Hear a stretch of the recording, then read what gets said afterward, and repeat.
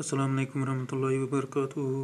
प्यारे बच्चों, आज हम फोर्थ इंग्लिश में जो लेसन पढ़ रहे हैं ऑलरेडी, इसका नाम है फ्रॉम एलाइस इन वंडरलैंड। तो आज हम इसका अगला हिस्सा स्टार्ट करेंगे यहाँ से। Well thought Alice to down down down would the fall never come to an end. अब जबकि एलाइस चलती रही उस होल से, जो रास्ता वो उस खरगोश का था, तो अब वो डाउन डाउन ही जाती रही। तो अब उसने सोचा कि ये रास्ता जो है कभी शायद एंड नहीं होगा। I wonder how many miles I have fallen by this time, she said allowed. अब उसने ज़ोर से कहा कि कितने माइल्स मैंने यानी सफ़र किए हैं अब तक। I must be getting somewhere near the centre of the earth. अब वो सोचने लगी कि शायद मैं अर्थ यानी ज़मीन के सेंटर तक पहुंचने लगी, यानी बीचों बीच। Let me see that would be 4000 miles down I think. तो अब उसने ये समझ लिया कि शायद ये 4000 माइल्स आ गए यहाँ तक जो इसने सफ़र किए।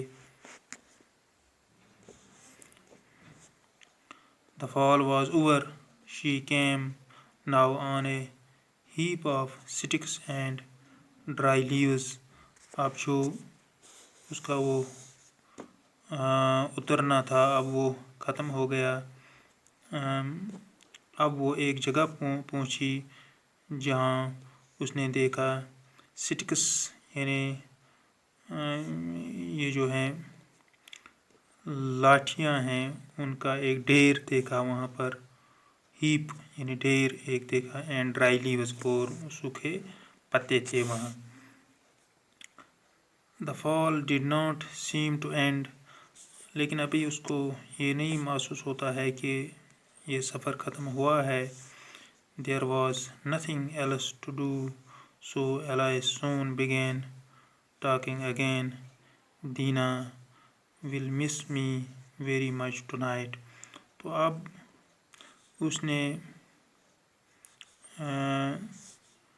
ये कहा कि अब मुझे क्या करने जाना है आगे।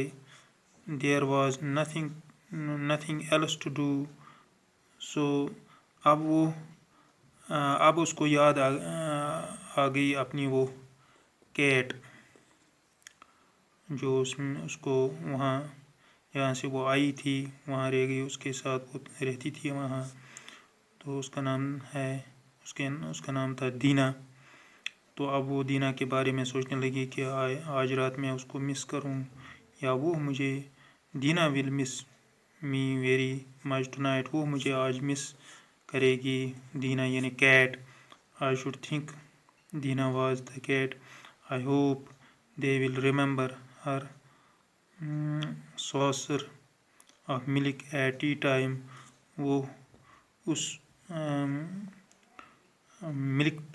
मिल्क यानी तश्तरी जिसको बोलते हैं, प्लेट लाइक होता है, प्लेट जैसा, उसको वो आज टी टाइम पर यानी चाय के वक्त मिस करेगी वो बिल्ली। Dinah my dear, I wish you were down here with me. तो अब इसको याद आने लगी ये दीना, ये बिल्ली, कि वो चाहती है कि यानी दीना के बारे में कहती है कि मैं उसको यहाँ अपने साथ होना चाहती थी, यानी वो मेरे साथ होती। वो ये चाहती थी कि वो मेरे साथ होती। Alias was not a bit hurt. She could not see the rabbit and she found herself in a long, low hall which was lit up by a row of lamps hanging from the roof. अब alias एक जगह पहुंची, एक hall में पहुंची। उसको rabbit नज़र कहीं नहीं آیا.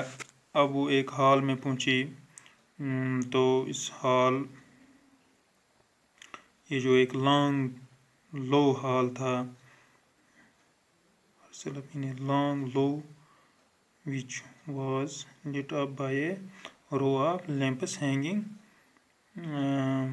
from the roof.